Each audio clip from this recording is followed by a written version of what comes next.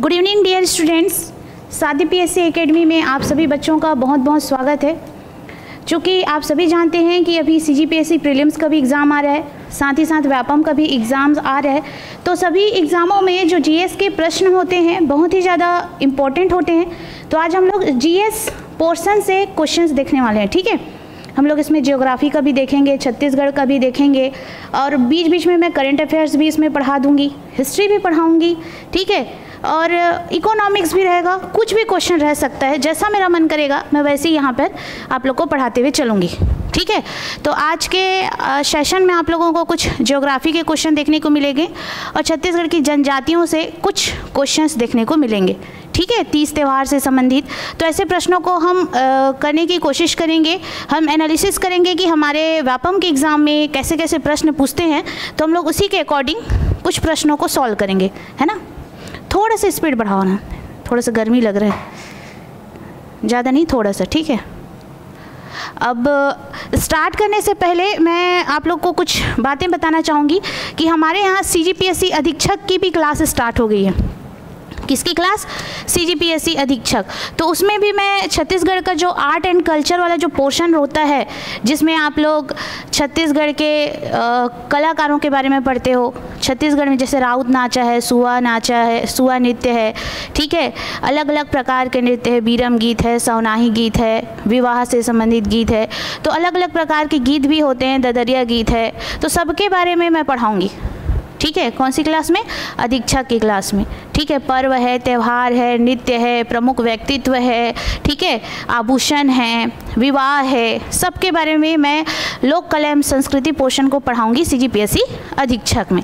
तो अधीक्षक की क्लास भी आज से ही स्टार्ट हो चुकी है। आप सभी बच्चे ध्यान देंगे, अभी कुछ टाइम तक अधीक्षक की जो क्लास है वो फ्री में चलेगी, है ना। तो आप लोग भी छत्तीसगढ़ अगर नहीं पढ़े होंगे तो कुछ पोर्शन भी आप लोग का कवर हो सकता है, इसलिए आप लोग इसको ज़रूर पढ़िएगा। यूट्यूब में फ्री में अपलोड होगा। ठीक है, निःशुल्क रहेंगे सभी के लिए। चलो फिर आगे बढ़ते हैं। उसके साथ साथ आप जानते हैं कि सीजीपीएससी अधीक्षक में छत्तीसगढ़ तो है ही, लेकिन साथ ही साथ उसमें पार्ट 1 और पार्ट 2 दो भागों में डिवाइड किया गया है इसके सिलेबस को। अगर हम पार्ट 1 की बात करें तो छत्तीसगढ़ पोर्शन से आपका प्रश्न पूछा जाएगा, लगभग 50 क्वेश्चन पूछा जाएगा। ठीक है, आप जानते हैं कि सीजीपीएससी में एक प्रश्न जो रहता है वो कितने नंबर का रहता है? 2 नंबर का रहता है। तो अधीक्षक में जो छत्तीसगढ़ पोर्शन है वहाँ से लगभग 50 गुनी 2 कितना हुआ? 100 नंबर का आएगा। और पार्ट 2 में जहाँ से बाल मनोविज्ञान, बालकों से संबंधित कुछ कानूनें हैं, बालकों के संबंधित कुछ योजनाएं हैं, तो वहाँ से भी प्रश्न पूछे जाएंगे। ठीक है, वहाँ से आपका रहेगा लगभग 100 प्रश्न रहेंगे। कितने प्रश्न रहेंगे? 100 प्रश्न रहेंगे। तो 100 गुनी 2 करो, कितना हुआ? 200। तो टोटल कितना होगा? 300। 100 प्लस 200, टोटल मार्क्स आएगा अधीक्षक में 300 और 30 नंबर का इंटरव्यू रहेगा। अगर आपके सगे संबंधी भाई बहन भी अधीक्षक का पेपर दे रहे होंगे, ठीक है, तो उनको बताओ कि यहाँ पर निःशुल्क कक्षाएं चल रही हैं। ठीक है, समझ में आ रहा है? तो इस तरह से आपका सीजीपीएससी अधीक्षक में टोटल अंक होंगे 330। ठीक, तो सीजीपीएससी अधीक्षक है, व्यापम है, मंडी निरीक्षक है। अभी दिसंबर में एक और एग्ज़ाम होने वाला है। कौन सा है जी? एक आमीन पटवारी। ठीक है, तो ऐसे एग्ज़ाम के लिए हमारा जो यह सेशन है बहुत ही ज़्यादा मोस्ट इम्पॉर्टेंट है। तो आप लोग को क्या करना है? हमारे वीडियो को अधिक से अधिक शेयर करना है और लाइक भी करना है, ताकि उन ज़रूरतमंद बच्चों तक पहुंच सके ये सारी नॉलेजेबल वाली चीज़ें। ठीक है, तो चलिए फिर सभी बच्चों को अगेन गुड इवनिंग। हम लोग आराम से करते हुए चलेंगे, अभी हमारे पास 1 घंटे टाइम है। ठीक है, तो सबसे पहले आप लोग अच्छे से पढ़िएगा प्रश्नों को, उसके बाद आंसर बताने की कोशिश कीजिएगा। चलो, भारत के भूगोल से संबंधित प्रश्न है। किससे संबंधित प्रश्न है? भारत के भूगोल से संबंधित प्रश्न है। तो मैंने यहाँ पे क्वेश्चन दिया हुआ है, सरल सरल क्वेश्चन है जी। थोड़ा सा लेवल को हम लोग तुरंत ही नहीं बढ़ा देंगे, धीरे धीरे करके बढ़ाएंगे लेवल को। ठीक है, तो पूर्वी घाट की निम्नलिखित पहाड़ियों श्रेणियों में से कौन सी सबसे दक्षिणी है? ठीक है, जावड़ी की पहाड़ी, इसको जावादी भी बोला जाता है, जावादी की पहाड़ियाँ। ठीक है, उसके अलावा पलकोंडा श्रेणी, नल्ला मनला पहाड़ी, सेवरार पहाड़ी। ठीक है, तो आप लोग जानते हो कि दक्षिण भारत में इस तरह से दक्षिण भारत के प्रायद्वीप पठार को देखेंगे आप। ठीक है। प्रायद्वीप मतलब क्या होता है कि ऐसा भूभाग जो तीनों ओर से किससे घिरी होती है, जल से घिरी होती है। इसलिए जो हमारे छत्तीसगढ़ से जो भी दक्षिण भारत कनेक्ट होता है, ठीक है, छत्तीसगढ़ से नीचे का जो भाग है, हम लोग तो मध्य क्षेत्र में आते हैं, ठीक है। तो महाराष्ट्र से आप देखेंगे, गुजरात से आप देखेंगे, ठीक है, गुजरात से आप देखेंगे, गुजरात से आप महाराष्ट्र में जाएंगे तो वहाँ से पूरा पोर्शन किस में है, जल से घिरा हुआ है। तो वहाँ से आप कनेक्ट करते हुए जाएंगे सीधा कहाँ तक, तमिलनाडु तक, तो पूरा भूभाग आपको जलमग्न दिखाई देगा, ठीक है। तो ये कहलाता है प्रायद्वीप, जो कि तीनों ओर से किससे घिरी हुई है, जल से घिरी हुई है। अब आप लोग को ये पता होना चाहिए कि इस वाले साइड को बोलते हैं क्या, पश्चिमी घाट, और इधर ही आपको क्या देखने को मिलता है, अरब सागर, और इस साइड आपको देखने को मिलता है बंगाल की खाड़ी, मिलता है कि नहीं मिलता, और इस साइड को क्या बोलते हैं हम लोग, पूर्वी घाट। तो आप लोग तो शुरू से पढ़ते आ रहे हैं, इतना तो ज़रूर पता होगा कि पश्चिमी घाट हम किसको बोलते हैं, पूर्वी घाट हम किसको बोलते हैं। तो पश्चिमी घाट में भी अनेक सारी पहाड़ियाँ देखने को मिलेगी, सह्याद्री की पहाड़ी, डोडा बेटा है, कई सारे आपको यहाँ पर भी पहाड़ियाँ देखने को मिलती है। उसी प्रकार हमें क्वेश्चन पूछा गया है पूर्वी घाट की पहाड़ियों के बारे में। किसके बारे में, पूर्वी घाट की पहाड़ियों के बारे में। तो ऑप्शन के अकॉर्डिंग कौन सा सबसे दक्षिणी पहाड़ी है, ऐसा पूछ रहा है। अभी आपको आंसर देने में कठिनाइयाँ हो रही होगी तो कोई दिक्कत नहीं है, मैप मैं ला रही हूँ, मैप में मैंने पूरा इमेज लिया हुआ है, तो हम लोग इमेज के माध्यम से इसे समझेंगे, ठीक है, इमेज के माध्यम से हम समझेंगे। तो यहाँ पर आपको दिखाई दे रहा होगा इधर की पूर्वी घाट में कौन कौन सी पहाड़ियाँ हैं, ठीक है। तो सबसे पहले चलो देखते हैं हम लोग पूर्वी घाट की पहाड़ियों के बारे में। अगर मैं यहाँ पर देखूँ तो क्या है, नल्ला मल्ला की पहाड़ियाँ, नल्ला मलाई लिख सकती हूँ, क्या है ये, नल्ला मलाई, क्या है जी, नल्ला मलाई की पहाड़ी। उसके बाद मैंने यहाँ पर लिखा है वेलिकोंडा, क्या है ये, वेलिकोंडा, दिखाई तो दे रहा होगा आप लोगों को, ये क्या है, वेलिकोंडा की पहाड़ी। उसके बाद है पालकोंडा, क्या है, पालकोंडा। पालकोंडा के बाद आप देखते हैं जवादी की पहाड़ी, ठीक है। उसके अलावा है शेवराय की पहाड़ी। सेवराय की पहाड़ी को हम आंसर इसीलिए लेंगे जी क्योंकि हमें पचाई मलाई और सिरुम मलाई नहीं दिए है ऑप्शन में, ठीक है। अगर हमको पचाई मलाई के स्थान पर सिरुम मलाई भी दिया रहता, या ठीक है पचाई मलाई भी दिया रहता, तो हम लोग किसको लेते, पचाई मलाई को लेते, सेवराय को नहीं लेते। चूँकि ये दोनों ऑप्शन में नहीं है और इसके अलावा सबसे दक्षिणी में पड़ रहा है क्या, सेवराय, इसलिए हम लोग सेवराय की पहाड़ी को आंसर में लिए हैं। ऐसे बहुत सारे प्रश्न हैं ज्योग्राफी के जो कि सरल सरल चीज़ें हैं, कॉन्सेप्ट से रिलेटेड चीज़ें हैं, उसको हम लोग धीरे धीरे आराम से छोटी छोटी चीज़ों को पढ़ते हुए चलेंगे, फिर धीरे धीरे करते हुए हम लोग आगे बड़े बड़े प्रश्नों को हैंडल करेंगे, ठीक है। तो आपको ध्यान देना है कि पूर्वी घाट में जो हमें क्वेश्चन पूछा गया है उसके अकॉर्डिंग हमारा सबसे दक्षिणी पहाड़ी कौन सा हो जाएगा, सेवराय की पहाड़ी हो जाएगा। तो आपने देखा यहाँ पे नल्ला मलाई, वेलिकोंडा, पालकोंडा, नागरी, जवादी और सेवराय, ये सब पूर्वी घाट में स्थित पहाड़ियाँ हैं। पूर्वी घाट कटी फटी अवस्था में पाई गई है। जैसे एक साथ इधर देखिए, एक साथ इधर है ना, जैसे पश्चिमी घाट जुड़ा हुआ है, पश्चिमी घाट की पहाड़ियाँ जो है वो जुड़ी हुई है, लेकिन यहाँ पे जो पहाड़ियाँ हैं वो कटे फटे हैं, मतलब एक साथ सीक्वेंस में हमें इधर दिखाई नहीं देती है। पूर्वी घाट की अगर हम बात करें तो यहाँ पर आप देख सकते हैं कि जवादी की पहाड़ी को आपने देखा जो कि पूर्वी घाट की पहाड़ी है, पालकोंडा श्रेणी को भी देखा, पालकोंडा या इसे पालकोंडा भी बोल सकते हो आप लोग। उसके अलावा नल्ला मलाई पहाड़ी को भी आपने देखा, लेकिन सबसे दक्षिणी कौन सा दिखाई दे रहा है, सेवराय की दिखाई दे रहा है, इसलिए हमने यहाँ पर सेवराय की पहाड़ी को आंसर लिया है। क्योंकि हमें क्वेश्चन में क्या पूछा गया है जी, पूछा गया है कि निम्नलिखित पहाड़ी श्रेणियों में सबसे दक्षिणी कौन सी है। निम्नलिखित मतलब जो दिया गया है, ये जो पोर्शन दिया गया है इन्हीं में से हमें पूछा है ना, इसलिए हमने यहाँ पे आंसर लिया है सेवराय की पहाड़ी। ठीक, ऑफ करो तो जी फैन को, तो दिक्कतें होंगी। चलो समझ में आया ना ये। अब देखो, सतलज नदी किस दर्रे से होकर भारत में प्रवेश करती है। सतलज नदी किस दर्रे से होकर भारत में प्रवेश करती है। आप सभी बच्चे जानते होंगे कि सतलज नदी का वैदिक कालीन नाम क्या है, जानते हो कि नहीं जी। सतलज नदी का जो वैदिक कालीन नाम क्या है वो क्या है, शत्रुदी। वैदिक काल में हम लोग सतलज नदी को क्या बोलते थे? शतरुधि बोलते थे। तो ध्यान देना है, ये वैदिक काल में भी थी हमारी सतलज नदी। अब सबसे पहले हम लोग देखते हैं कि सतलज नदी का उद्गम स्थान कहाँ से है, या सतलज नदी का जो उद्गम होता है वो कहाँ से होता है। तो ध्यान देना है, सतलज नदी का उद्गम तिब्बत के राकसताल झील से होता है। तिब्बत के राकसताल झील से होता है।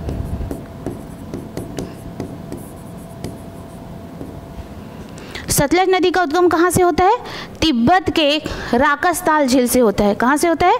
तिब्बत के राकसताल झील से होता है। ये जो राकसताल झील है मानसरोवर के पास ही निकट है, ठीक है। तिब्बत में मानसरोवर झील भी है, वहीं पर ही भी, वहीं से थोड़ी दूर में हम जाएंगे तो हमें राकसताल झील देखने को मिलता है, और सतलज नदी राकसताल झील से निकलती है। और ठीक है, और जैसे ही ये राकसताल झील से निकली, और जैसे ही हम लोग यहाँ पर देखते हैं भारत का मैप, यहाँ पे आता है हिमाचल प्रदेश, तो राकसताल झील से निकलकर हिमाचल प्रदेश के एक दर्रे में प्रवेश करती है।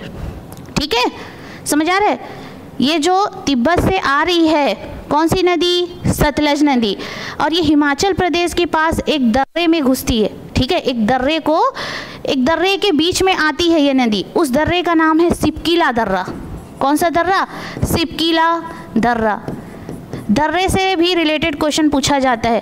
ठीक है, इसी को बोलते हैं दर्रा को माउंटेन पास।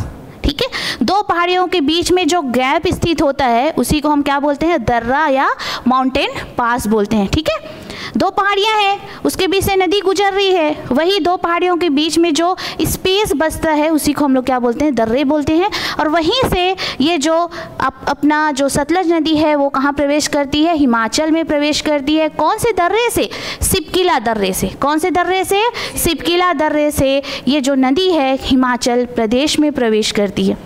ठीक है, और हिमाचल प्रदेश में ही इसी नदी पर नाथपा झाकड़ी परियोजना है। हिमाचल प्रदेश में इसी नदी पर कौन सी परियोजना है? नाथपा झाकड़ी परियोजना। ठीक है, थोड़ा सा अजीब से नेम है लेकिन ये परियोजना है। ठीक है, सतलज नदी में, ठीक, हिमाचल प्रदेश में कौन सी परियोजना है ऐसा पूछा जाता है तो आप लोग को ध्यान देना है। कौन सी परियोजना है? नाथपा झाकड़ी परियोजना। ठीक है, अब ये जो नदी है धीरे धीरे कहाँ जाएगी? पंजाब में जाएगी, और पंजाब और हिमाचल दोनों के बॉर्डर में एक बहुत बड़ी बांध परियोजना है। ठीक है, सबसे बड़ी बांध परियोजना के नाम से जाना जाता है, जिसको आपने सुना होगा। पंजाब और हिमाचल के बॉर्डर में स्थित है, मतलब दोनों की सीमाएं जो है वो कनेक्ट होती है। वो बांध कौन सी है? भाखड़ा नागल डैम। ठीक है, तो भाखड़ा नागल डैम को आप लोग को याद रखना है। ये हिमाचल प्रदेश और पंजाब की सीमा में स्थित है। ठीक है, जो कि भारत की सबसे बड़ी बांध परियोजनाओं में से एक है कि नहीं? ठीक है, तो याद रखना है आप लोग को। और यही जो नदी है आगे चलते जाती है और पंजाब में किससे मिलती है? व्यास नदी से मिलती है। सतलज नदी आगे चल के पंजाब में जाती है और व्यास नदी से मिलती है कौन से क्षेत्र में? हरिके नामक क्षेत्र में। ठीक, चलो मैं आप लोग को बता देती हूँ। ये देख सकते हो, मैंने कहा यहाँ से ये प्रवेश कर रही है कौन सी नदी? सतलज नदी हिमाचल में प्रवेश कर रही है ना। ठीक है, और ये जैसे जैसे आई यहाँ पे इधर आ गई। ठीक है, और ये आई और पंजाब में एक जगह है, पंजाब में एक जगह है हरिके। पंजाब में एक जगह है हरिके, यहीं पर हरिके क्षेत्र में किससे मिलती है? व्यास नदी से मिलती है। याद रखना है आप लोगों को, पंजाब में हरिके क्षेत्र में व्यास नदी से मिलती है। हरिके क्षेत्र वह है जहाँ पर व्यास नदी और सतलज नदी का मिलन होता है, वहीं पर स्थित है हरिके बैराज। वहीं पर स्थित है हरिके बैराज, और बोला जाता है कि हरिके बैराज से ही इंदिरा गांधी नहर को निकाला गया है। ठीक है, भारत की सबसे बड़ी नहर में से गिनी जाती है इंदिरा गांधी नहर। दोनों का जहाँ पर मिलन होता है वहीं से कौन सी नहर निकाली गई है? इंदिरा गांधी नहर निकाली गई है। उसके बाद क्या होता है कि ये जो सतलज नदी है धीरे धीरे बहते बहते कहाँ चले जाती है? पाकिस्तान में चले जाती है, और पाकिस्तान में जाती है सतलज नदी और चिनाब नदी में मिलती है, और चिनाब नदी आखिरकार किस में मिल जाती है? सिंधु नदी में मिल जाती है। तो इस तरह से नदी तंत्र होता है। धीरे धीरे मैं बहुत सारे नदियों से रिलेटेड क्वेश्चन को लेके आते जाऊँगी, तो आपका भले थ्योरी नहीं पढ़े हो लेकिन क्लास में बैठे बैठे आपका बहुत सारा कॉन्सेप्ट जो है क्या हो जाएगा? क्लियर हो जाएगा। तो हमारा आंसर क्या हो जाएगा? क्या हो जाएगा जी आंसर? सिपकिला दर्रा। ठीक, चलो जल्दी करते हैं नहीं तो सर आ जाएंगे। देख सकते हो सतलज नदी सिंधु नदी की सबसे सहायक नदियों में से एक है। इसका उद्गम तिब्बत के कहाँ से होता है? राकसताल झील से होता है। कहाँ से होता है? राकसताल झील से होता है। और हिमाचल प्रदेश के सिपकिला दर्रे से कहाँ प्रवेश करती है? भारत में प्रवेश करती है। और ये पंजाब से होकर गुजरती है, अंततः पाकिस्तान में चिनाब नदी के साथ मिलकर पंचनद नदी बनाती है और किस में मिल जाती है? सिंधु नदी में, जैसे कि मैंने कहा है ना। क्लियर हो गया? चलिए आगे। श्रीशैलम जल विद्युत ऊर्जा संयंत्र किस नदी पर बनाया गया है? श्रीशैलम जल विद्युत संयंत्र कौन सी नदी पर बनाया गया है? थोड़ा फास्ट चल रही हूँ ना। तुंगभद्रा नदी, पेन्ना नदी, कृष्णा नदी, गोदावरी नदी। तो हमारा आंसर आ जाएगा कृष्णा नदी। श्रीशैलम जल विद्युत परियोजना कौन सी नदी पर स्थित है? श्रीशैलम जल विद्युत परियोजना कौन सी नदी पर स्थित है? कृष्णा नदी पर स्थित है। और यह जो कृष्णा नदी है, महाबलेश्वर की चोटी,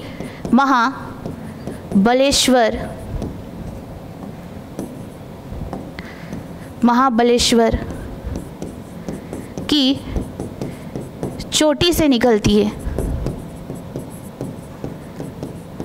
मतलब कृष्णा नदी का उद्गम क्षेत्र क्या है जी? महाबलेश्वर की चोटी है। और ये जो महाबलेश्वर की चोटी कहाँ स्थित है? महाराष्ट्र में स्थित है। कहाँ स्थित है? महाराष्ट्र में। तो याद रखिएगा श्रीशैलम जल विद्युत परियोजना, ठीक है, कहाँ पर स्थित है? आंध्र प्रदेश में स्थित है। अभी बताऊंगी कौन कौन से बॉर्डर में स्थित है। और यहीं पर श्रीशैलम जल विद्युत परियोजना है, ठीक है। और कृष्णा नदी का उद्गम महाराष्ट्र के महाबलेश्वर चोटी से होता है। ठीक, चलो इसके बारे में भी डिटेल पढ़ लेते हैं। आप देख सकते हैं कि यह परियोजना कुर्नूल आंध्र प्रदेश और नागरनूल तेलंगाना जिलों पर स्थित है। आप जानते हैं कि पहले जो तेलंगाना था आंध्र प्रदेश का हिस्सा था। 2014 में तेलंगाना आंध्र प्रदेश से अलग होकर अलग राज्य बना है। तो कहीं ना कहीं दोनों की सीमा पर स्थित है। कौन सी परियोजना? श्रीशैलम जल विद्युत परियोजना, ध्यान रखिएगा। और यह नदी बांध कृष्णा नदी पर बनाया गया है। यह एक क्या है? गुरुत्व प्रकार का बांध है। गुरुत्व प्रकार का बांध क्या होता है समझा रही हूँ।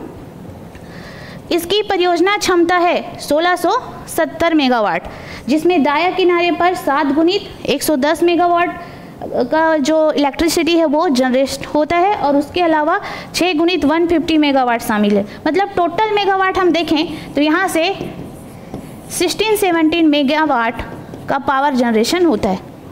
बिजली घर स्थित है क्या? क्या मतलब है? मतलब यहाँ पर हाइड्रो पावर प्लांट स्थापित है। श्रीशैलम जल विद्युत परियोजना जो लिखा है ना, जल विद्युत परियोजना, जल विद्युत बोल दिया है, मतलब यहाँ पे क्या हो रहा है? हाइड्रो पावर प्लांट स्थापित है। और यहाँ से जल से क्या बनाई जा रही है? बिजली बनाई जा रही है। तो ध्यान दीजिएगा, टोटल यहाँ पे जो इलेक्ट्रिसिटी का प्रोडक्शन होता है, बिजली का उत्पादन होता है, वो कितना होता है? 1670 मेगावाट। क्लियर हो गया? कृष्णा नदी श्रीशैलम जल विद्युत परियोजना। ठीक, चलो, जब कोई वस्तु ऊपर से गिराई जाती है नीचे तो उसका भार होता है। आपने साइंस में पढ़ा होगा। साइंस का एक ही क्वेश्चन है लेकिन नेक्स्ट टाइम से 2 या 3 लाऊंगी, है ना। जब हम ऊपर से कोई चीज़ को गिराते हैं, ठीक है, तो यहाँ पे क्वेश्चन पूछा गया है उसका भार क्या होता है? शून्य होता है, परिवर्तनशील होता है, अपरिवर्तित रहता है, या सभी गलत है? साइंस तो पढ़े होंगे ना, बताओ आंसर भारती। जब हम लोग ऊपर से कोई भी चीज़ को गिराते हैं ना, ठीक है, तो उसका जो भार होता है ना वो नगण्य हो जाता है। वस्तु में भार तो रहता है, अगर आप गेंद को छुओगे तो उसमें भार है, आपको प्रतीत होगा। लेकिन जब ऊपर से कोई चीज़ गिरती है तो उसमें भार रहता है, लेकिन जो हमें यहाँ से जैसे हम देखते हैं ना तो हमें ऐसा लगता है कि उसमें भार बिल्कुल भी नहीं है।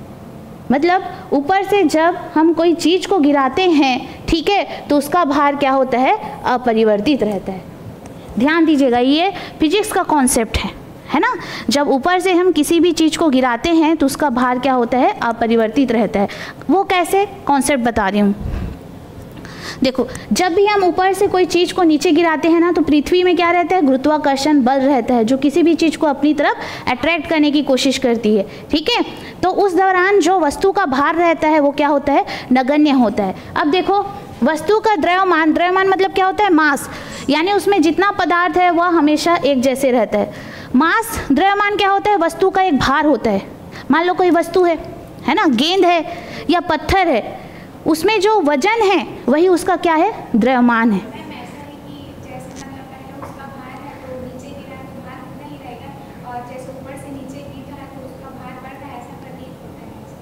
हाँ, लेकिन जैसे भार जो होता है ना वो अपरिवर्तित ही रहता है। भार जो होता है वो परिवर्तनशील होगा ऐसा नहीं रहता, वो अपरिवर्तित रहता है। ठीक है, हाँ हाँ हाँ, ठीक। तो यहाँ पर जो कॉन्सेप्ट बता रही हूँ उसको समझने की कोशिश करो। पृथ्वी का खिंचाव भी लगभग हर जगह समान होता है। ठीक है, पृथ्वी का जो गुरुत्वाकर्षण बल होता है वो क्या होता है? 9.8 मीटर पर सेकंड स्क्वायर होता है। ठीक है, इसको भी आप लोग को याद रखना है, ये भी पूछा जाता है। भार बराबर पूछा गया है क्या? फॉर्मूला, तो इसको याद रखना है आप लोग को। द्रव्यमान गुणित क्या होता है? गुरुत्वाकर्षण। दोनों चीज़ें स्थिर रहती है तो भार भी क्या होगा? स्थिर होगा। जब वस्तु गिरती है तो भारहीन महसूस होती है, लेकिन उसका असली भार क्या रहता है? बना रहता है। वही बोल रही हूँ। भारहीन मतलब जब वस्तु गिर रही है, तो मैंने क्या कहा? जब वस्तु गिर रही है तो हमें ऐसा प्रतीत होता है कि उसके अंदर भार नहीं है, लेकिन एक्चुअल में उसके अंदर क्या होता है? भार होता है। हमें देखने से ऐसा प्रतीत होता है कि अरे वो तो ऐसे सीधा गिर गया, उसके अंदर कोई भार नहीं है, लेकिन एक्चुअल में उसमें क्या होता है? भार होता है। मैं ये बोल रही हूँ, मतलब वो क्या रहती है? इसका गुरुत्वाकर्षण और उसका द्रव्यमान चेंज नहीं होता, वो सेम ही रहता है, अर्थात क्या होगा? भार अपरिवर्तित रहेगा। ठीक है, चलो नेक्स्ट क्वेश्चन। बिलासपुर में होने वाला प्रसिद्ध राउत नाच महोत्सव 2025 का आयोजन कौन सा संस्करण होगा? 45वां, 46वां, 47वां, 48वां? अभी आप जानते हो करंट अफेयर्स में आपने पढ़ा होगा राउत नाचा महोत्सव। कौन सा महोत्सव? राउत नाचा महोत्सव के बारे में आप सभी ने पढ़ा होगा। ठीक है, तो जो राउत जाति के लोग हैं, ठीक है, कब राउत नाचा करते हैं आप लोग मुझे बताएंगे। ठीक है, जो राउत जाति के लोग हैं कब राउत नाचा महोत्सव करते हैं आप लोग मुझे बताएंगे, कब करते हैं? हाँ, भारती क्या बोल रही हो तुम? हाँ, कुछ भी है ना। अब देखो, जो राउत नाचा महोत्सव है वो प्रारंभ कब से हुआ है देखते हैं। बिलासपुर में होता है हर साल राउत नाचा महोत्सव। इसका प्रारंभ हुआ है 1978 में। कब से हुआ है? 1978 में। और इसका आयोजन लाल बहादुर शास्त्री मैदान में किया जाता है। कहाँ किया जाता है? लाल बहादुर शास्त्री मैदान में किया जाता है। ठीक है, देवउठनी एकादशी के दिन, एकादशी के समय इसका आयोजन होता है। लगभग 3 या 4 दिन का होता है, यानी कि कार्तिक माह में। ठीक है, कार्तिक माह में देवउठनी एकादशी के समय इसका आयोजन होता है। और इस दौरान जो छत्तीसगढ़ में हुआ है वो कौन से नंबर का है? 48वां है। कौन से नंबर का है? 48वां। तो छत्तीसगढ़ में इस दौरान जो राउत नाचा महोत्सव का आयोजन किया गया था वो कौन से नंबर का है? 48वां नंबर का है। तो ध्यान दीजिएगा। ठीक है, हो गया। चलो आगे बढ़ते हैं। अब देखो, निम्नलिखित वाक्यों पर ध्यान देना है, विचार करना है। मुड़िया जनजाति से रिलेटेड प्रश्न। बस्तर संभाग की एक प्रमुख जनजाति है मुड़िया जनजाति, उससे रिलेटेड मैंने प्रश्नों को लाया है, तो ध्यान से आप लोग प्रश्नों को पढ़िएगा। मैं साइड हट जाती हूँ, उसके बाद आप लोग मुझे आंसर इसका जरूर दीजिएगा। ठीक है, मैं साइड हट गई हूँ ताकि आप लोग क्वेश्चन को अच्छे से पढ़ लो। चलो फटाफट पढ़ो, फिर आंसर बताइएगा मुझे। ठीक है,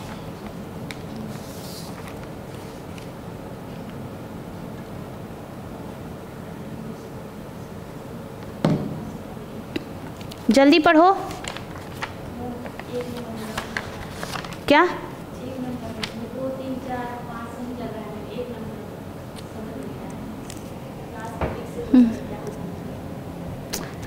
चलो, मुड़िया जनजाति से संबंधित प्रश्न है ना। ठीक, मुड़िया जनजाति कहाँ कहाँ पर निवास करती है? और बस्तर, कोंडागांव, नारायणपुर। ठीक है, याद रखना है, बस्तर, कोंडागांव और नारायणपुर, ये 3 चीज को याद रखना है। मुड़िया जनजाति का निवास स्थान कहाँ है? बस्तर, कोंडागांव और नारायणपुर। ठीक, तो सबसे पहले हम लोग पढ़ते हैं। मुड़िया शब्द की उत्पत्ति मूढ़ शब्द से हुई है, जिसका अर्थ प्लास का वृक्ष होता है। ये हमारा जो कथन एक है क्या है? बिल्कुल सही है। मैं आपको एक क्वेश्चन में 3-4 फैक्ट बताने वाली हूँ, ठीक है। एक क्वेश्चन में 3-4 फैक्ट बताने वाली हूँ। मुड़िया शब्द की उत्पत्ति मुड़ शब्द से हुई है और इसका अर्थ होता है क्या? पलाश का वृक्ष। मुड़िया जनजाति का मुख्य संकेंद्रण क्षेत्र बस्तर एवं कोंडागांव है। ये भी क्या है हमारा? बिल्कुल सही है। मुड़िया गणों की एक उपजाति मानी जाती है, बिल्कुल सही है, ठीक है। मुड़िया जो होती है किसकी उपजाति है? गोंडों की उपजाति है, ये भी हमारा बिल्कुल करेक्ट है। इनकी बोली मुड़िया कोइतोर कहलाती है, ये भी हमारा क्या है? सही है। इनका पंचायत प्रमुख पटेल तथा परगना प्रमुख माझी कहलाता है। इस क्वेश्चन के अकॉर्डिंग हमारा 1, 2, 3, 4, 5 सभी जो कथन है वो क्या है? सही है, ठीक है। तो मुड़िया जनजाति बस्तर, कोंडागांव और नारायणपुर क्षेत्र में निवास करती है और मुड़िया जनजाति का युवा गृह जो होता है उसे हम लोग किसके नाम से जानते हैं? घोटुल के नाम से जानते हैं, ठीक है। मुड़िया जनजाति के युवा गृह को हम किसके नाम से जानते हैं? घोटुल के नाम से जानते हैं। और आप लोग को ध्यान देना है कि मुड़िया शब्द की उत्पत्ति कौन से शब्द से हुई है? तो मूढ़ शब्द से हुई है, ठीक है। नेक्स्ट क्वेश्चन, निम्नलिखित कथनों पर विचार कीजिए, ठीक है। निम्नलिखित कथनों पर विचार करना है। मुड़िया जनजाति में घोटुल या युवा गृह का विशेष सामाजिक महत्व होता है कि नहीं होता? होता है। मुड़िया झूम या पेदा कृषि करते हैं कि नहीं करते? घोटुल, मुड़िया, राजा मुड़िया और झोरिया मुड़िया मुड़िया की उपजातियां हैं। मुड़िया जनजाति का संबंध संथाल जनजाति से है, तो क्या है? ये गलत है। बाकी तीनों कथन आपका सही हो जाएगा। आप जानते हो कि जो संथाल है वो झारखंड और बिहार की जनजातियां हैं और हमारी जो राष्ट्रपति महोदय हैं वो भी कौन से जनजाति से बिलोंग करती है? संथाल जनजाति से बिलोंग करती है। और मैंने जब जैन धर्म में पढ़ाया था तो मैं आप लोग को बताई थी कि जो पारसनाथ की पहाड़ियाँ हैं, ठीक है, समेत पर्वत शिखर वाला, वहीं पर सबसे अधिक मात्रा में कौन सी जनजाति रहती है? संथाल जनजाति रहती है। तो आप लोग को ध्यान देना है, हमारा जो कथन 1 है, कथन 2 है और कथन 3 है, क्या हो जाएगा जी? बिल्कुल करेक्ट है। और उसके अलावा जो हमारा कथन 4 है वो क्या हो जाएगा? गलत है, ठीक है। तो इस तरह से आप लोगों को समझते हुए चलना है सारे प्रश्नों को। रोज हम लोग प्रश्न करते जाएंगे। भले आपका अभी कॉन्सेप्ट क्लियर नहीं है, नहीं पढ़े हो चीज़ों को, लेकिन कोई बैठे या नहीं बैठे आप लोग को क्लास अटेंड करना है, ठीक है। घर में जाके क्या करोगे? मन भटकता है, उससे अच्छा क्लास में बैठ के आपको क्या करना है? पढ़ाई करनी है। कुछ ना कुछ तो सीख के जाओगे, ठीक है। चलो नेक्स्ट, निम्न में से कौन सा चावल आटे से बना नमकीन व्यंजन है? चकोली, अइरसा, खुरमी और पपची। आप जानते होंगे छत्तीसगढ़ के निवासी हैं, है ना? तो अइरसा खाए हो? अइरसा आरसा रोटी जी, ठीक, उसमें गुड़ वगैरह, ठीक है, चावल को पीस कर बनाते हैं, है ना। मेरे घर में उतना नहीं बनता, एक बार ट्राई किए थे, लेकिन पूरा इसका भी कॉन्सेप्ट होता है ना बनाने का, हर कोई इसे नहीं बना सकता, पूरा बिखर गया था। तो हमारे घर में ये नहीं आता किसी को बनाने, ठीक है। तो अइरसा भी क्या है? मीठा व्यंजन है। और उसके अलावा खुरमी भी क्या है? मीठा व्यंजन है, जो गेहूं के आटे को दरदरा पीसकर गुड़ वगैरह, ड्राई फ्रूट वगैरह, तिल वगैरह मिला के बनाते हैं। तो ये भी क्या है? हमारा मीठा व्यंजन है। उसके अलावा जो पपची है ये भी गेहूं के आटे से बनता है, ये भी क्या है? हमारा छत्तीसगढ़ में मीठा व्यंजन है। एक बच गया चकोली।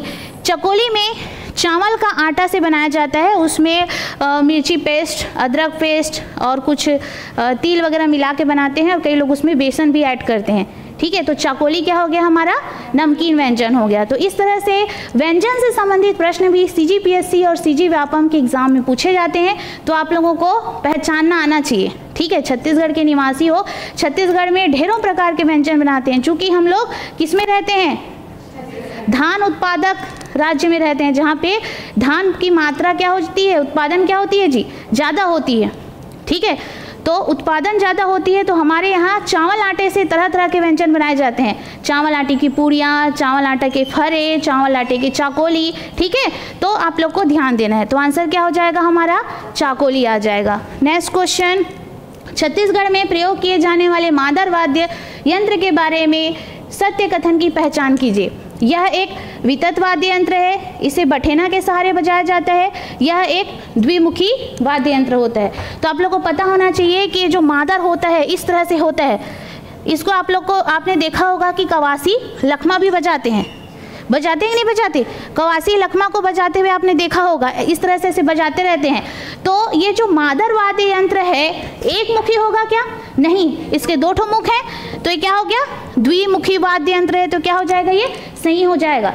और वितत क्या होता है कि यहाँ पर है ना इस तरह से बना होता है, इसको रस्सी से खींच कर बांधे रहते हैं और यहाँ पे किसी जानवर का, ठीक है, चमड़ा वगैरह को ऐसे मढ़ा जाता है, धातु के शीर्ष पर चमड़ा वगैरह को मढ़ा जाता है। तो ऐसे जो वाद्य यंत्र होते हैं उसे हम लोग क्या बोलते हैं? वितत वाद्य यंत्र। ठीक है, धातु का एक खोल पर, ठीक है, ऐसे बना हुआ है, ठीक है, मान लो इस तरह से ढक्कन टाइप से बना हुआ है, इसमें किसको मढ़ेंगे हम? किसी भी जानवर के चमड़ा को मढ़ेंगे।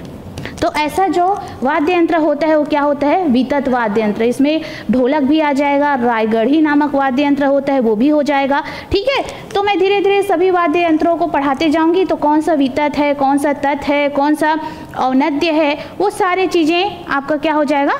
कॉन्सेप्ट जो है वो क्लियर होते चले जाएगा। ठीक है, तो हमारा यहाँ पर ये हो जाएगा, जो कथन एक है वो क्या हो जाएगा? सही हो जाएगा। यह एक वितत वाद्य यंत्र है। इसे बठेना के सहारे बजाया जाता है क्या? नहीं, बठेना मतलब कोई मारने का रहता है, इसे ठन ठन ठन ठन मारते हैं, तो उससे बजाया नहीं जाता, इसे हाथ से बजाया जाता है। याद कर लो किसको? कवासी लखमा को। तो यहाँ से हमारा 2 आंसर क्या हो जाएगा? सही हो जाएगा। कौन कौन सा? 1 और 3। तो ऑप्शन में आ जाएगा आपका 1 और 3। ठीक, नेक्स्ट क्वेश्चन। हल षष्ठी के अवसर पर महिलाओं के द्वारा प्रयुक्त किए जाने वाले दातून कौन से वृक्ष का होता है? बबूल का, नीम का, साल का, महुआ का? बताओ कौन से वृक्ष का दातून करते हैं? सोचो सोचो, बताएंगे, सोचो सोचो।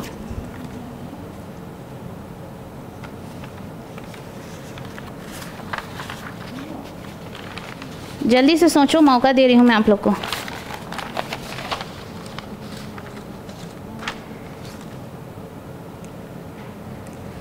ठीक है, तो हल षष्ठी को छत्तीसगढ़ में कमर छठ के नाम से भी जानते हैं, इसको हल छठ भी बोलते हैं।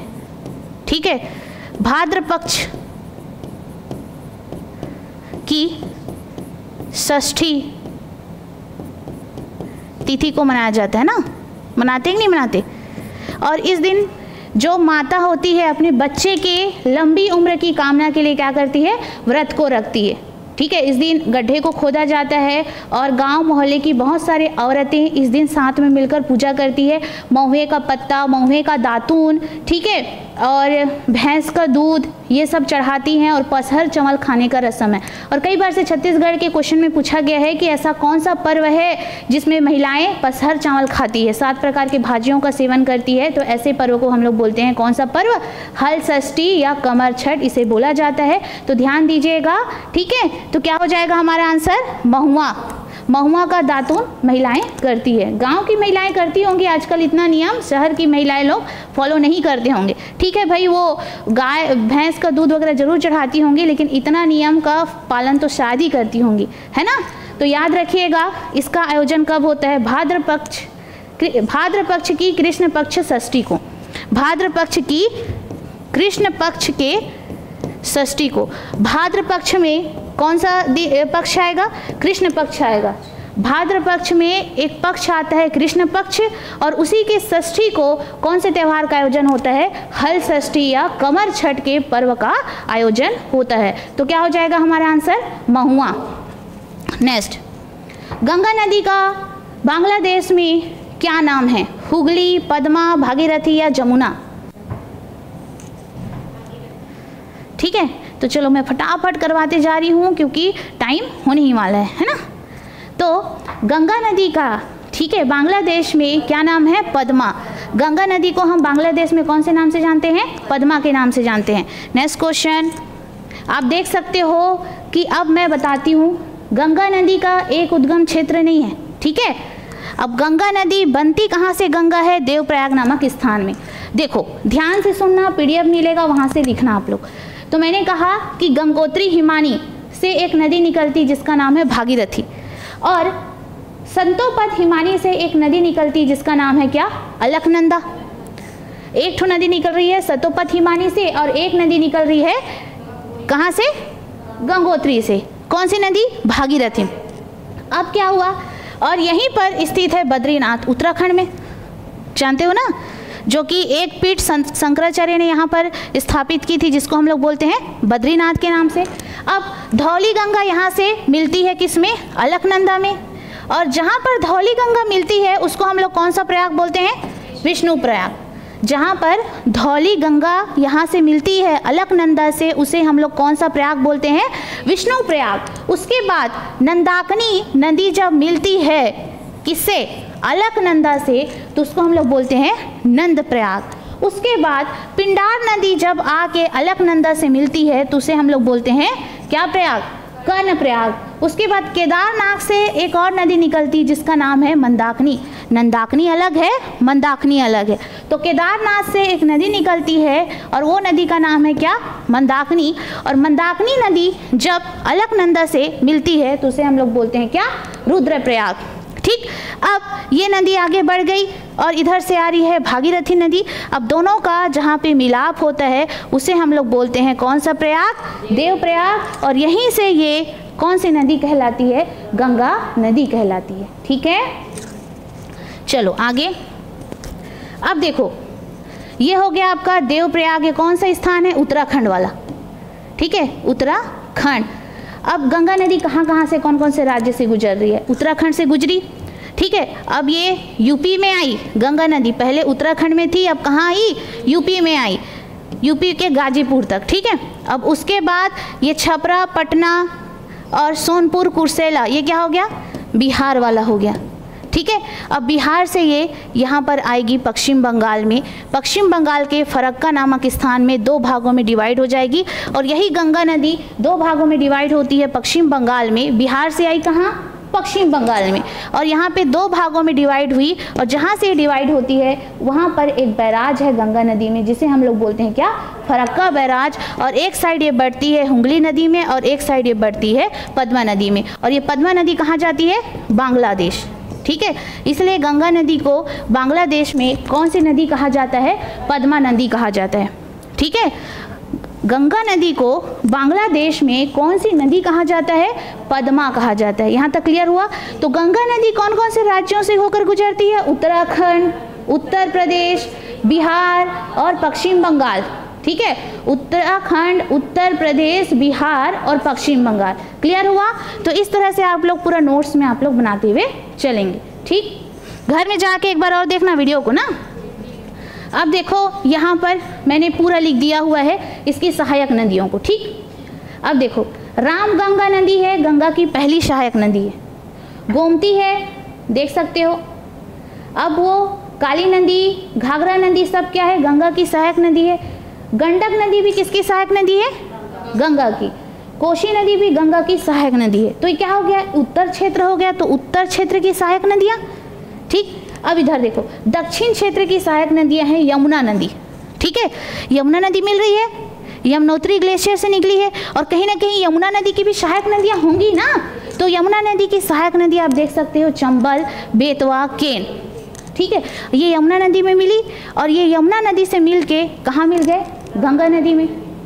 तो ये भी गंगा की सहायक नदी हुई ना। ठीक ठीक, उसके बाद ये सोन नदी अमरकंटक से निकलती है, अमरकंटक से निकली, और अमरकंटक से सोन नदी पटना नामक स्थान में किससे मिलती है? गंगा से मिलती है। ठीक, अभी इसको ध्यान से सुन लो, अभी प्रश्न है इसी से रिलेटेड, और इसको भी आपको अपने कॉपी में बना लेना है क्योंकि ऐसे प्रश्न पूछे जाएंगे। और आज तो चलो 1 घंटा रहता है तो टाइम जल्दी जल्दी बीत जाता है, तो रोज़ मैं नदियों से रिलेटेड प्रश्न लाऊंगी। अब मैं ऐसा नहीं है कि कल नहीं लाऊंगी जी। अगर मैं नहीं लाई तो ये जो आपका कॉन्सेप्ट रहता है वो क्या होता है? छूट जाता है। तो हम लोग नदियों से रिलेटेड प्रश्नों को लाते रहेंगे और अन्य सब्जेक्ट के प्रश्नों को भी लाएंगे, लेकिन नदियों के प्रश्नों को हम लोग समाहित जरूर करेंगे। ठीक है, तो इस तरह से आपने देखा कि गंगा की कौन कौन सी सहायक नदी हैं, उत्तर की ओर और दक्षिण की ओर। ठीक है, तो चलो मैं आप लोग को और क्वेश्चन देती हूँ। अब देखो, ये जो पद्मा है बांग्लादेश में गई, गंगा है वो बांग्लादेश में जाती है, क्या कहलाती है? पद्मा कहलाती है।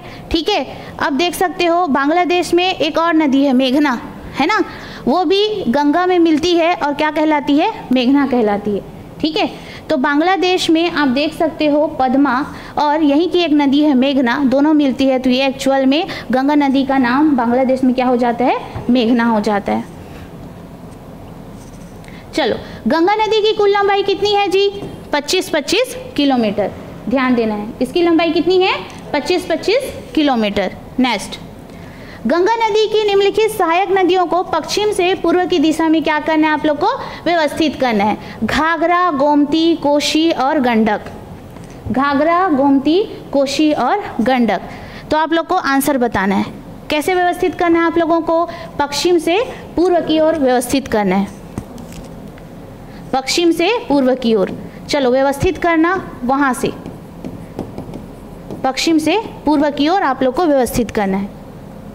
चलो व्यवस्थित करो, गंगा नदी की सहायक नदियों को कैसे करना है आप लोग को, ये पश्चिम है, पश्चिम से पूर्व की ओर व्यवस्थित करना है। चलो देखो, गोमती, घाघरा, गंडक और कोशी, यहाँ से आप लोग को समझ में आना चाहिए, ये क्या है हमारा पश्चिम है, ये क्या है हमारा पूर्व है, तो हमें कैसे व्यवस्थित करना है, पश्चिम से पूर्व की ओर व्यवस्थित करना है। तो क्या हो जाएगा हमारा, गोमती, घाघरा, गंडक और कोशी। अब ऑप्शन में देखते हैं क्या दिखाई दे रहा है हमको। ठीक है, तो क्या दिखाई दे रहा है, गोमती, घाघरा, गंडक और कोशी, कौन सा ऑप्शन हो जाएगा बताओ। यहाँ पे ऑप्शन दिया गया है, ऑप्शन को देखो, कौन सा ऑप्शन, कौन सा ऑप्शन, ठीक। सबसे पहले हमने क्या देखा, गोमती, उसके बाद घाघरा, ठीक है, उसके बाद गंडक को देखे जी, उसके बाद क्या, कोशी। तो क्या हो जाएगा हमारा, ठीक है, तो इस तरह से समझना है, इसलिए मैं इमेज के फॉर्मेट में लाई हूँ। ठीक, नेक्स्ट, भारत में मैंग्रोव वनों के संबंध में कौन सा कथन सही है। मैंग्रोव वन जानते हो आप लोग, ऐसी वनस्पतियां जो लवणीय और दलदली भूमि में पाई जाती है, जिन्हें हम लोग मैंग्रोव वनस्पति कहते हैं। और ऐसे मैंग्रोव वनस्पति हमें, ठीक है, बांग्लादेश में या पश्चिम बंगाल, बांग्लादेश में नहीं, पश्चिम बंगाल में, है ना, पश्चिम बंगाल के सुंदरवन के डेल्टा क्षेत्रों में देखने को मिलती है। ठीक है, जहाँ पर गंगा नदी का पानी जाता है, ये ऐसे क्षेत्र होते हैं जो कि बहुत ही ज़्यादा दलदली रहते हैं। यहाँ पे झाड़ी वाला वन पाए जाते हैं। ये झाड़ी वाले वन ऐसे होते हैं, ठीक है, जो कम ऑक्सीजन में भी जीवित रह सकते हैं, और ये जो सांस लेते हैं वो अपनी जड़ों से लेते हैं। ये जो वन होते हैं पर्यावरण के लिए बहुत ही ज़्यादा लाभदायक होते हैं। ये पर्यावरण प्रदूषण को कम करते हैं, ठीक है, और जो प्रदूषण क्षेत्र रहता है, गंदा पानी रहता है, उसको साफ भी करते हैं ये पेड़ पौधे। तो हमारे पर्यावरण के लिए बहुत ही ज़्यादा इम्पोर्टेंट होता है। और कई सारे वन जीवों का, ठीक है, कई सारे जैव विविधता का, कई सारे जीवों का बसेरा होता है। और इसकी जो लकड़ी होती है वो भी इमारतें होती है, मतलब इमारती लकड़ियाँ होती है, ठीक है। और यहाँ पर मछली पालन भी किया जाता है। कई सारे जीव जंतुओं का बसेरा होता है हमारा मैंग्रोव वन। चूँकि ये पर्यावरण को पॉल्यूशन से बचाती है, प्रदूषण से बचाती है, और इसकी जो पत्तियां होती है, मैंग्रोव वनस्पति होती है, कार्बन डाइऑक्साइड को अधिकतर एब्जॉर्ब करती है। तो कहीं ना कहीं इससे क्या हो रहा है, प्रदूषण क्या हो रहा है, कम हो रहा है। और ये क्या करती है, तटीय क्षेत्र को बांध कर रखती है ना। पेड़ की जड़ें क्या होती है कि जो धरती है या मिट्टी है उसको मजबूत बनाए रखती है। तो उसी तरह तटीय क्षेत्र जो होते हैं वहाँ की मिट्टियों को, दलदली क्षेत्रों को वो मजबूत बनाकर रखती है। तो ये जो मैंग्रोव वनस्पति होती है पर्यावरण की दृष्टि से काफ़ी इम्पोर्टेंट होता है। तो हम लोग उसी से रिलेटेड प्रश्नों को लाए हुए हैं। तो देखिएगा क्या होती है मैंग्रोव वनस्पति और भारत के कौन कौन से क्षेत्रों में पाई जाती है। क्लियर है? तो देखिएगा, भारत में मैंग्रोव वनों के संबंध में कौन सा कथन सही है। मैंग्रोव वन केवल केरल में पाए जाते हैं? नहीं। पश्चिम बंगाल में मैंग्रोव वन सुंदर वन क्षेत्र में पाए जाते हैं। इन वनों में बर्फीली जलवायु पाई जाती है। इन वनों में बंगाल टाइगर नहीं पाया जाता। भारत में मैंग्रोव वनों के संबंध में कौन सा कथन सही है? ठीक है, केरल के अलावा यहाँ पर भी पाया जाता है। ठीक, और इन वनों में बर्फीली जलवायु पाई जाती है क्या? नहीं पाई जाती। बर्फीली जलवायु कैसे पाई जाएगी, है ना। उसके अलावा इन वनों में बंगाल टाइगर नहीं पाया जाता, पाया जाता है। ठीक, उसके अलावा पश्चिम बंगाल में मैंग्रोव वन सुंदर वन क्षेत्र में पाए जाते हैं। तो बिल्कुल ठीक है। तो पश्चिम बंगाल में जो मैंग्रोव वनस्पति होती है, पश्चिम बंगाल के सुंदरवन के डेल्टा में ही मैंग्रोव वनस्पति पाई जाती है, क्योंकि वहाँ पर दलदली और लवणीय क्या पाया जाता है, मिट्टियाँ पाई जाती है। ठीक है, और भी क्वेश्चंस हैं और कैसे दिखते हैं मैंग्रोव वनस्पति मैं दिखाऊंगी। ठीक है, चलो, टाइम की कमी है, नहीं तो बहुत सारी चीज़ों को बताती है ना। अब देखो ऐसा लग रहा है कि मैं जस्ट आई हूँ और इतना जल्दी 5 बजने वाला है ना, तो टाइम का अभाव है, नहीं तो बताती। ये देख सकते हो, ये क्या है, मैंग्रोव वनस्पति। इसकी जड़ें जो है समुद्र तट के जो दलदली भूमि है उसको कसकर बांधे रखती है। ये पर्यावरण प्रदूषण को कम करती है, हवा को साफ करती है, और इसकी जो जड़ें होती है वो क्या करती है, प्रदूषण को कंट्रोल करती है, रोकती है। तो ऐसी होती है हमारी मैंग्रोव वनस्पति। और ये जो मैंग्रोव वनस्पति है इसे कच्छ वनस्पति के नाम से जाना जाता है। गुजरात में हम इसे कच्छ वनस्पति कहते हैं। तो देख सकते हो कि मैंग्रोव वनस्पति कहाँ कहाँ पर पाई जाती है। मैंग्रोव वनस्पति कहाँ पर पाई जा रही है, गुजरात में। देख सकते हो स्टेट को, गुजरात में। उसके अलावा यहाँ पर देख सकते हो गोवा के आसपास है ना, नीलगिरी, यहाँ पे कर्नाटक वाले क्षेत्र में आप देख सकते हो, गोवा के आसपास है ना। उसके बाद आप देख सकते हो कृष्णा गोदावरी डेल्टा आंध्र प्रदेश के आसपास आपको देखने को मिलेगा। ठीक है, कृष्णा गोदावरी डेल्टा में भी कौन सी वनस्पति पाई जाती है, आंध्र प्रदेश तमिलनाडु क्षेत्र में मैंग्रोव। इसको आप लोग लिखेंगे आंध्र प्रदेश क्षेत्र।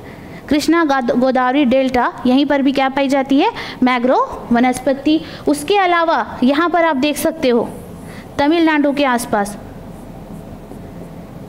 ठीक है, कावेरी डेल्टाइक मैंग्रोव्स,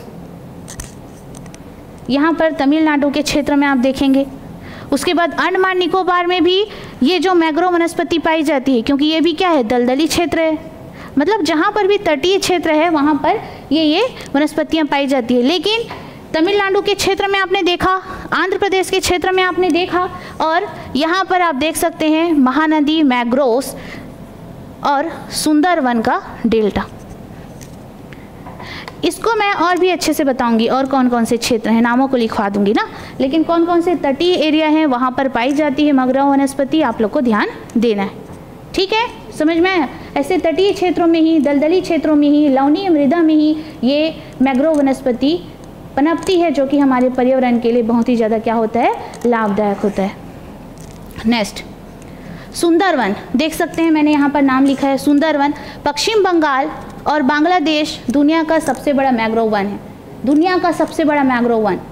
उसके अलावा भीतरकनिका मैंग्रोव ओडिशा में महानदी के डेल्टा क्षेत्र में, यानी कि ये कौन सा क्षेत्र है, ये भीतरकनिका, जो कि महानदी के डेल्टा क्षेत्र में मौजूद है। कौन सा कनिका, भीतरकनिका, महानदी डेल्टा क्षेत्र में। गोदावरी कृष्णा मैंग्रोव, मैंने कहा आंध्र प्रदेश क्षेत्र में कौन सा मैंग्रोव, गोदावरी कृष्णा मैंग्रोव।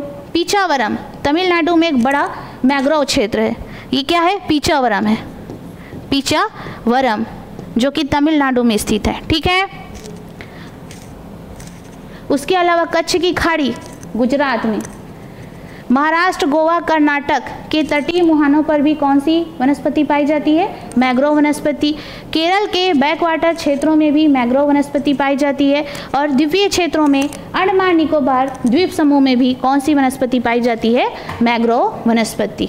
ठीक है, तो आपको समझना है और घर जाके मैंग्रोव वनस्पति के बारे में और भी डिटेल में अध्ययन करना है।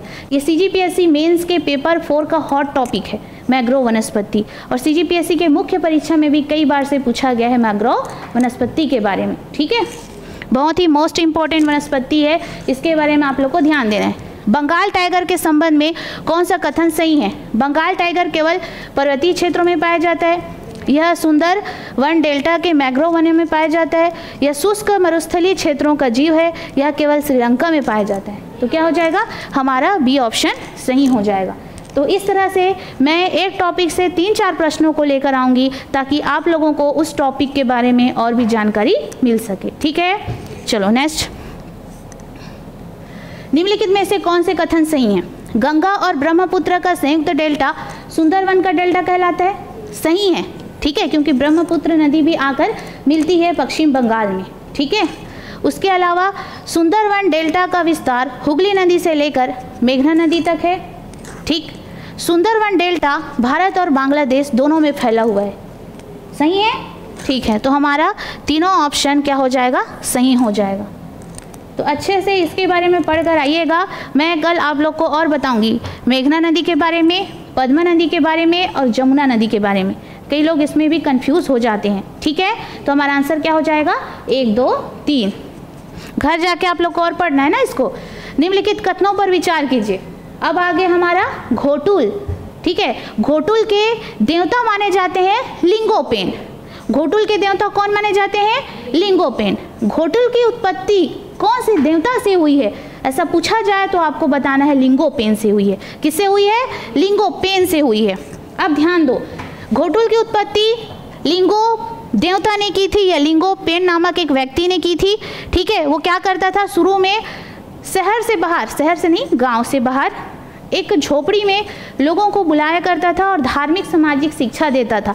वहीं से घोटुल का आरंभ हुआ है। इसलिए हम लोग जो घोटुल की उत्पत्ति होती है उसे हम लोग लिंगोपेन नामक जो व्यक्ति है उससे मानते हैं। अब जो मुड़िया जनजाति के लोग हैं लिंगोपेन को अपना क्या मानते हैं?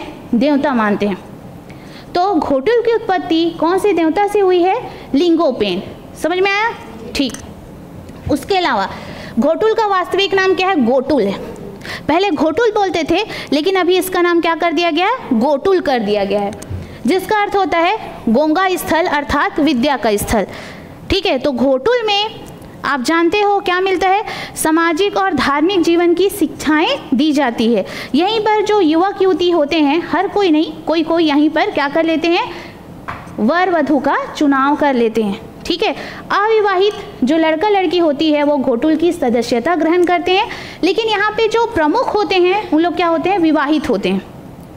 इसमें प्रवेश 12 या 13 वर्ष की जो अविवाहित लड़का लड़की होते हैं उसको प्रवेश दिया जाता है, लेकिन इसमें जो प्रमुख युवक और युवतियाँ होते हैं उन लोग क्या होते हैं? विवाहित होते हैं, क्योंकि बड़े रहते हैं। उन्हीं लोग क्या देते हैं? घोटुल में शिक्षा देते हैं छोटे बालक बालिकाओं को। ठीक है, उसके अलावा घोटुल के पुरुष सदस्य को मोटियारिन कहा जाता है क्या? नहीं कहा जाता। घोटुल का प्रमुख वाद्य यंत्र क्या होता है? मादर होता है। सही है? ठीक है, सही है। लेकिन हमारा ये जो कथन 3 है वो क्या हो जाएगा? गलत हो जाएगा। घोटुल के पुरुष सदस्य को क्या कहा जाता है? चेलिक कहा जाता है। क्या कहा जाता है? चेलिक। और महिला सदस्य को मोटियारिन। तो घोटुल के पुरुष सदस्य को हम चेलिक बोलते हैं और महिला सदस्य को हम लोग क्या बोलते हैं? मोटियारिन बोलते हैं। ठीक है, अब मुझे ये बताओ, जो पुरुष प्रमुख को क्या बोलते हैं हम लोग? जो घोटुल का पुरुष प्रमुख होता है, पुरुष प्रमुख, घोटुल का जो पुरुष प्रमुख होता है उसे हम लोग क्या बोलते हैं? सिरेदार बोलते हैं। और घोटुल की जो महिला प्रमुख होती है, घोटुल की जो महिला प्रमुख होती है उसे हम लोग क्या बोलते हैं? बेलोसा बोलते हैं। ये चीज़ें आप लोग को पता होनी चाहिए जी।